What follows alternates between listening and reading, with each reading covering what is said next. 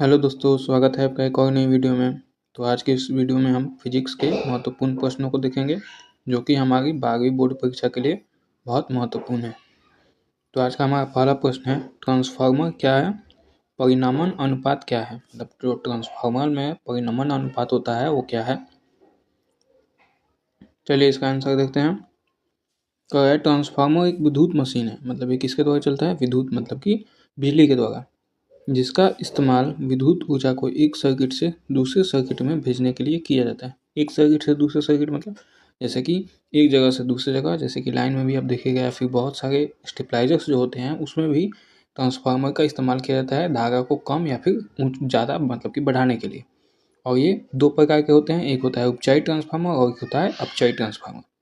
फिर कहता है ट्रांसफार्मर प्रत्यावर्ती धारा एसी के साथ काम करता है। मतलब ट्रांसफार्मर सिर्फ किस में यूज होगा, एसी करंट, मतलब कि जिसमें अल्टरनेटिव करंट आता हो उसमें। फिर कहता है ट्रांसफार्मर के परिनामन अनुपात से मतलब है इनपुट वोल्टेज और आउटपुट वोल्टेज का अनुपात। मतलब कि जितना वोल्टेज आप उसमें दे रहे हैं और जितना वो निकाल रहा है उसके जो अनुपात को कहेंगे उसी को हम क्या बोलते हैं, परिनामन अनुपात। अगला प्रश्न आप देखते हैं, डायनेमो और विद्युत मोटर में क्या अंतर है। देखिए दोस्तों, जो डायनेमो होता है वो क्या करता है, आपको विद्युत ऊर्जा को बनाता है, और वहीं जो विद्युत मोटर है वो विद्युत ऊर्जा की खपत करता है। ठीक है, अब चलिए आंसर में देखते हैं क्या लिखा है। कह रहा है डायनेमो में यह यांत्रिक ऊर्जा को विद्युत ऊर्जा में परिवर्तित करता है, वहीं जो विद्युत मोटर है यह विद्युत ऊर्जा को यांत्रिक ऊर्जा में परिवर्तित करता है।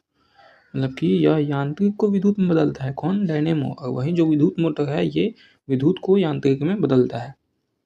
इसमें फ्लेमिंग के दाएं हाथ के नियम का लागू होता है। मतलब इसमें जो फ्लेमिंग का दाएं हाथ का नियम होता है वो लागू होता है किसमें, डायनेमो में। वहीं विद्युत मोटर में जो है इसमें फ्लेमिंग के बाएं हाथ का नियम, मतलब कि बाएं हाथ का नियम किस में लागू होगा, विद्युत मोटर में, और दाएं हाथ का नियम डायनेमो में लागू होगा। यह विद्युत धारा चुंबकीय प्रेरण के सिद्धांत पर कार्य करता है। मतलब कि विद्युत डायनेमो जो है विद्युत धारा के चुंबकीय प्रेरण के सिद्धांत पर कार्य करता है। यह चुंबकीय क्षेत्र में धारावाही चालक पर लगने वाले बल के सिद्धांत पर कार्य करता है, कौन, विद्युत मोटर। अगला पॉइंट कह रहा है इसमें विद्युत चुंबकीय क्षेत्र में कुंडली को घुमाने पर उसमें प्रेरित विद्युत वाहक बल उत्पन्न होता है। मतलब जब जब हम कुंडली को घुमाएंगे तब तक प्रेरित विद्युत वाहक बल उत्पन्न होगा, किसमें, डायनेमो में।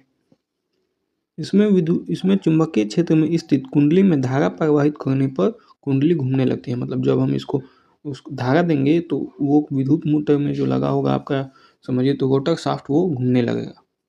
ठीक है, अब अगला प्रश्न देखते हैं, धारितीय प्रतिघात को समझाएं। आंसर में कह रहा है प्रतिवर्ती धारा के प्रवाह में संधारित्र द्वारा लगाए गए अवरोध को धारितीय प्रतिघात कहते हैं। मतलब जो प्रतिवर्ती धारा फ्लो हो रहा है उसमें संधारित्र को जब लगा देंगे तो जो प्रतिरोध लगाएगा उसी को हम क्या बोलते हैं, धारितीय प्रतिघात। इसे XC से दर्शाया जाता है कुछ इस तरीके से, XC। धारितीय प्रतिघात संधारित्र द्वारा वोल्टेज को बदलाव को विरोध करता है। अब देखिए इसके क्या क्या विशेषताएं हैं। धारितीय प्रतिघात आवृत्ति के विपरीत अनुपातिक होता है। फिर दूसरा पॉइंट कह रहा है धारितीय प्रतिघात की इकाई ओम होती है। ये आप लोग जरूर याद रखिएगा कि धारितीय प्रतिघात की इकाई क्या होती है, ओम, क्योंकि ये भी एक प्रकार का क्या है, रेजिस्टेंस है जो करंट के फ्लो को अपोज कर रहा है, मतलब रोक रहा है। विद्युत प्रणालियों और इलेक्ट्रॉनिक प्रणालियों में किसी अवयव द्वारा धारा या वोल्टेज के बदलाव के विरोध को प्रतिघात कहते हैं। अगला प्रश्न हम देखते हैं, प्रत्यावर्ती धारा और दिष्ट धारा में अंतर स्पष्ट करें। ये आप लोग जरूर याद रखिएगा, VBI है। चलिए इसका आंसर देखते हैं। दिष्ट धारा में देखिए पहले कह रहा है वैसी धारा जो सिर्फ एक दिशा में परिवर्तित होती है उसे दिष्ट धारा कहते हैं। दिष्ट धारा का जो ग्राफ होता है कुछ इस तरीके से होता है, वहीं प्रत्यावर्ती धारा का ऐसे ऐसे। ठीक है दोस्तों, ऐसी धारा जो समान समय में अंतरालों में के पश्चात अपनी दिशा परिवर्तित करती है उसे प्रत्यावर्ती धारा कहते हैं। मतलब प्रत्यावर्ती धारा जो अपनी दिशा को समय के निश्चित अंतराल पर परिवर्तित करती है, जबकि दिष्ट धारा परिवर्तित नहीं करती है। फिर कह रहा है दिष्ट धारा में इस धारा का परिमाण एवं दिशा समय के साथ नियत रहता है। मतलब ना ही इसका परिमाण बदलता है और ना ही दिशा, इसमें दिष्ट धारा में। वहीं जो प्रत्यावर्ती धारा में वो समय के साथ परिमाण और दिशा दोनों बदलता है। फिर कह रहा है इसे एक स्थान से दूसरे स्थान तक ले जाने में बहुत अधिक ऊर्जा का व्यय होता है, इसको, दिष्ट धारा को। वहीं इसमें कह रहा है इसी एक स्थान से दूसरे स्थान तक ले जाने में कम ऊर्जा का व्यय होता है, इसलिए देखिएगा हमारे घरों में भी जो आती है वो भी क्या होती है, प्रत्यावर्ती धारा ही होती है। ट्रांसफार्मर की मदद से इस धारा को घटाया बढ़ाया नहीं जा सकता। ऊपर भी हम आपको बताए हैं कि दिष्ट धारा में ट्रांसफार्मर का यूज नहीं करते हैं, वहीं प्रत्यावर्ती धारा में हम ट्रांसफार्मर का यूज करते हैं, क्योंकि इसकी सहायता से हम प्रत्यावर्ती धारा के मान को बढ़ा और घटा सकते हैं। इससे विद्युत लेपन नहीं किया जा सकता, इससे विद्युत लेपन किया जा सकता है। इससे बैटरी को चार्ज नहीं किया जा सकता। देखिए जब भी बैटरी चार्ज करनी होती है तो हम हमेशा एसी करंट यानी कि अल्टरनेटिव करंट और यहाँ मतलब समझिए को प्रत्यावर्ती धारा का ही इस्तेमाल करते हैं। अगला प्रश्न हम देखते हैं, ये भी बहुत इंपॉर्टेंट है और आपकी परीक्षाओं में एकदम पूछे जाने का इसका ज़्यादा उम्मीद है और लगभग समझिए तो हर साल ये क्वेश्चन रिपीट ही होते हैं। लेंज के नियम को लिखें। कह रहा है लेंज का नियम कहता है कि जब किसी चुंबकीय क्षेत्र में बदलाव होता है तो प्रेरित धारा की दिशा उस बदलाव के विरोध करती है। लेंज का नियम ऊर्जा संरक्षण के सिद्धांत पर कार्य करता है। सीधे समझिए तो जो जैसा पहले से चीज़ है, जैसे मोमेंट ऑफ इनर्शिया कैसे होता है, जड़त्व का नियम, उसी सिद्धांत पे कुछ कार्य करता है हमारा लेंज का नियम। चलिए इससे जुड़ी कुछ और भी महत्वपूर्ण बातों को देखते हैं। कहा जब चुंबकीय क्षेत्र में बदलाव होता है तो प्रेरित विद्युत चुंबकीय क्षेत्र उत्पन्न होता है।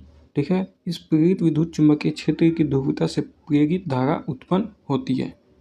इस प्रेरित धारा का चुंबकीय क्षेत्र उस बदलाव का विरोध करता है जिससे यह पैदा होती है। मतलब लेंज का नियम उसी का विरोध करेगा जिससे इसका जन्म हुआ है, मतलब जो इसको एक तरह समझिए तो जन्म दे रहा है। अगला प्रश्न हम देखते हैं, भंवर धाराएं क्या हैं, इनके उपयोग को बताएं। भंवर धारा मतलब ईडी करंट। भंवर धाराएं चुंबकीय क्षेत्र की मौजूदगी में उत्पन्न होने वाली विद्युत धाराएं हैं। इनका इस्तेमाल कई औद्योगिक और अनुसंधान कार्यों में किया जाता है। उदाहरण के लिए जैसे हाई स्पीड ट्रेन को रोकने में भी किसका उपयोग हम करते हैं, ईडी करंट यानी कि भंवर धारा का।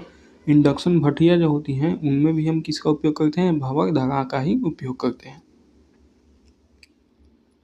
अगला प्रश्न हम देखते हैं, विद्युत चुंबक तथा स्थायी चुंबक के बीच अंतर स्पष्ट करें। विद्युत चुंबक मतलब परिनालिका, जिसको हम इंग्लिश में सोलेनॉइड बोलते हैं, और स्थायी चुंबक मतलब देखिएगा आपको लोग रेडियो वगैरह में लगा रहता है, वो क्या होता है, स्थायी चुंबक होता है। चलिए इसका आंसर देखते हैं। विद्युत चुंबक कहता है इसमें अधिक शक्तिशाली चुंबकीय बल रहता है। मतलब विद्युत चुंबक जो होता है वो ज़्यादा शक्तिशाली होता है, इसमें कम शक्तिशाली चुंबकीय बल रहता है। इससे शक्ति को कुंडली में फेरों की संख्या में परिवर्तित करके बढ़ाया या घटाया जा सकता है। परिनालिका में देखिएगा आप लोग ऐसे ऐसे फेरे लगे होते हैं तांबे के तरह के, इनको बढ़ा या घटा कर हम विद्युत चुंबक की जो धारा का मतलब कि उसकी जो शक्ति है उसको बढ़ा या घटा सकते हैं। इसकी शक्ति नियत होती है, मतलब हम अस्थायी चुंबक की शक्ति को बढ़ा या घटा नहीं सकते हैं। फिर कहता है इसमें धारा के बंद होते ही चुंबकीय गुण समाप्त हो जाता है। मतलब जैसे ही हम धारा को बंद करेंगे विद्युत चुंबक अपना कार्य करना बंद कर देगा चुंबक की भांति। यह अधिक दिनों तक अपने चुंबकीय गुण को बनाए रखता है। मतलब अस्थायी चुंबक जो है वो अधिक दिनों तक अपने चुंबकीय गुण को बनाए रखता है, इसी के कारण इसका नाम क्या पड़ा है, अस्थायी चुंबक। अगला प्रश्न हम देखते हैं, फ्लेमिंग के बाएं हाथ के नियम को लिखें। देखिए फ्लेमिंग का बाएं हाथ का नियम क्या है। कह रहा है फ्लेमिंग के बाएं हाथ के नियम के अनुसार मुताबिक, मतलब उनके अनुसार ही, अगर बाएं हाथ के अंगूठे, तर्जनी और मध्यमा को एक दूसरे के लंबवत रखा जाए तो अंगूठा चालक पर लगने वाले बल की दिशा को बताता है, वहीं तर्जनी चुंबकीय क्षेत्र की दिशा को और मध्यमा विद्युत धारा की दिशा को। अंगूठा किसको बताएगा, चालक पर लगने वाले बल को। तर्जनी किसको बताती है, चुंबकीय क्षेत्र को। और जो मध्यमा होता है वो विद्युत धारा की दिशा को। देखिए अब इससे जुड़ी और महत्वपूर्ण बातें कह रहा है, बाएं हाथ के अंगूठे तर्जनी और मध्यमा को एक दूसरे के लंबवत रखेंगे हम पहले तो। तर्जनी चुंबकीय क्षेत्र की दिशा को बताती है, तर्जनी अभी बताएं हम आपको चुंबकीय क्षेत्र की दिशा को बताएगी। मध्यमा जो होगा वो विद्युत धारा की दिशा को बताता है, और अंगूठा जो है चालक पर लगने वाले बल की दिशा को बताएगा। इस नियम का इस्तेमाल इलेक्ट्रिक मोटरों में किया जाता है, यह मोटर के प्रणोद की दिशा को बताता है। ऊपर आपने देखा भी है विद्युत मोटर और जो डायनेमो में अंतर था उसमें भी ये बात था। ठीक है दोस्तों, अगला प्रश्न हम देखते हैं। कह रहा है शंट क्या है, इसके दो उपयोग को लिखें। ये काफी वीवीआई है। आंसर कह रहा है शंट एक विद्युत उपकरण है जिसका इस्तेमाल सर्किट में विद्युत धारा को कम प्रतिरोध वाले मार्ग से प्रवाहित करने के लिए किया जाता है। मतलब कि विद्युत धारा को जब कम प्रतिरोध वाले मार्ग से प्रवाहित करना होता है तो हम किसका उपयोग करते हैं, शंट का। देखिए शंट के उपयोग जो होता है परिपथ की किसी शाखा से होकर जाने वाली धारा को दूसरे मार्ग से भेजने के लिए, मतलब मान के चलिए कि धारा जो है इस दिशा में जा रही है तो हम उसको इधर भेजने के लिए किसका उपयोग करेंगे, शंट का। फिर दूसरा पॉइंट है परिपथ की किसी शाखा में बहने वाली धारा को मापने के लिए, मतलब मान के चलिए परिपथ है कोई तो इसमें कितनी धारा जा रही है उसको भी मापने के लिए हम किसका उपयोग करेंगे, शंट का। और आज का हम अपना आखिरी प्रश्न देखते हैं दोस्तों, एक्स किरण के उपयोग को लिखें। चलिए इसका उपयोग देखते हैं। एक्स किरण के इस्तेमाल के कामों को किया जा सकता है, इनके कुछ उपयोग निम्नलिखित हैं। चलिए देखते हैं। पहला जो है चिकित्सा में हड्डियों और दांतों की जांच करने के लिए एक्सरे इस्तेमाल किया जाता है। एक्सरे मतलब आपने देखा भी होगा जब लोगों का एक्सरे होता है तो उसमें एक्स किरण को ही भेजा जाता है और इसकी खोज किसने की थी, रोंटनजे ने की थी। दूसरा पॉइंट कहता है हृदय रोग का पता लगाने के लिए भी एक्सरे का इस्तेमाल किया जाता है। जो हृदय रोग होता है उसका भी पता किसके द्वारा लगाया जाता है, एक्सरे के द्वारा ही। शरीर में टूटी हुई हड्डी का पता लगाने के लिए भी एक्सरे का इस्तेमाल किया जाता है। जैसे कि आप लोग देखिएगा शरीर में जब हड्डी टूट जाती है तो शरीर के बाकी अंगों से जो होता है एक्सरे किरणें पास हो जाती हैं, जबकि हड्डी से नहीं पास होती हैं। इससे मालूम चल जाता है कि शरीर के किस भाग की कौन सी हड्डी टूटी हुई है। फिर कहता है दांतों में संक्रमण की पहचान करने के लिए एक्सरे का इस्तेमाल किया जाता है। क्रिस्टल की संरचना अध्ययन करने के लिए भी एक्सरे का ही इस्तेमाल किया जाता है।